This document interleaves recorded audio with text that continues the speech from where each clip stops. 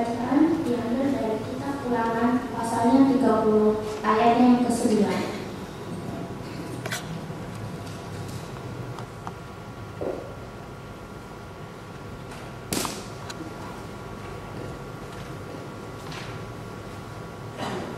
Ulangan di pasal 30 ayatnya yang ke-9.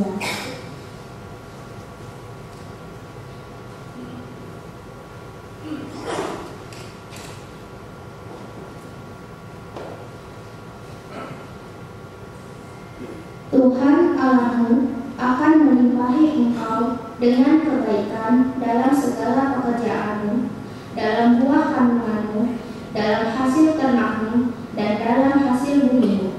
Sebab Tuhan Allahmu akan bergirang kembali karena engkau dalam keberuntunganmu, seperti ia bergirang karena nenek moyangmu dahulu.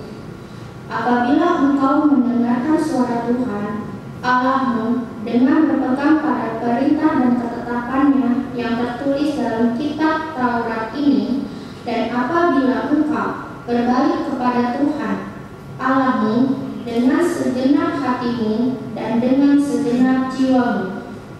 Sebab perintah ini yang kusampaikan kepadamu pada hari ini tidaklah terlalu sukar bagimu dan tidak pula terlalu jauh. Tidak hilangi tempatnya, sehingga engkau berkata, siapakah yang akan naik ke langit untuk mengambilnya bagi kita dan memperdengarkannya kepada kita, supaya kita melakukannya? Juga tidak di seberang laut tempatnya, sehingga engkau berkata, siapakah yang akan menyeberang ke seberang laut untuk mengambilnya bagi kita dan memperdengarkannya kepada kita, supaya kita melakukannya? Tetapi firman ini sangat dekat kepadamu, yakni di dalam mulutmu dan di dalam hatimu, untuk dilakukan. Demikianlah sabda Tuhan. Amen.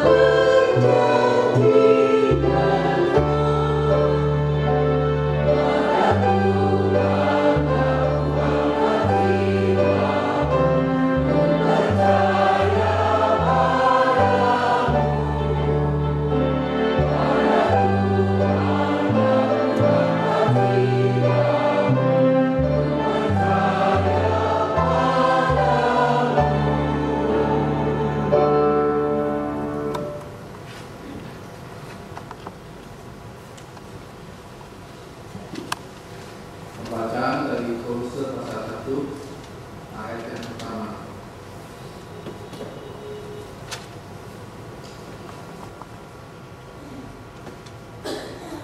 Dari Paulus, Rasul Kristus Yesus, oleh kehendak Allah, dan Timotius saudara kita, kepada saudara-saudara yang kudus dan yang percaya dalam Kristus di Kolose, kasih karunia dan damai sejahtera dari Allah Bapa kita menyertai kamu.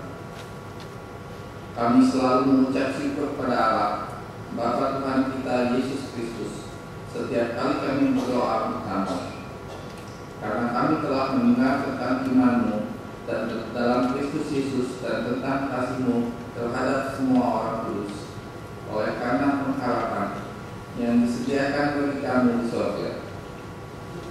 Tentang pengharapan itu telah lebih dahulu kamu dengar dalam firman kebenaran, yaitu Injil, yang sudah sampai pada kamu. Injil itu berbuah dan berkembang di seluruh dunia. Demikian juga di antara kamu sejak waktu kamu mendengarnya dan mengenal kasih karunia Allah dengan sebenarnya. Semuanya itu telah kamu ketahui dari Epafras, kawan pelayan yang kami kasihi, yang bagi kamu adalah pelayan Kristus yang setia. Dialah juga yang telah menyatakan kepada kami kasih-Mu dalam roh. Sebab itu sejak waktu kami mendengarnya, kami tiada berhenti-henti berdoa untuk kamu.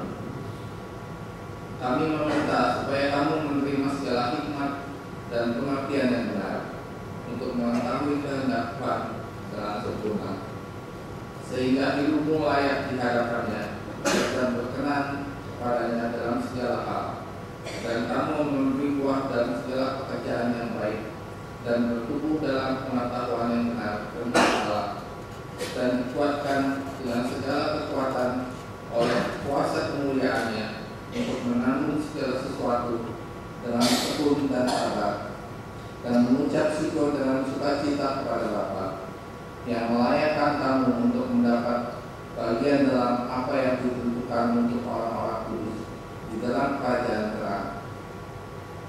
Dia telah melepaskan kita dari kuasa kegelapan dan memindahkan kita ke dalam kerajaan Anak-Nya yang terkasih. Di dalam Dia kita memiliki penebusan kita, yaitu pengampunan dosa. Demikianlah sabda Tuhan. Syukur.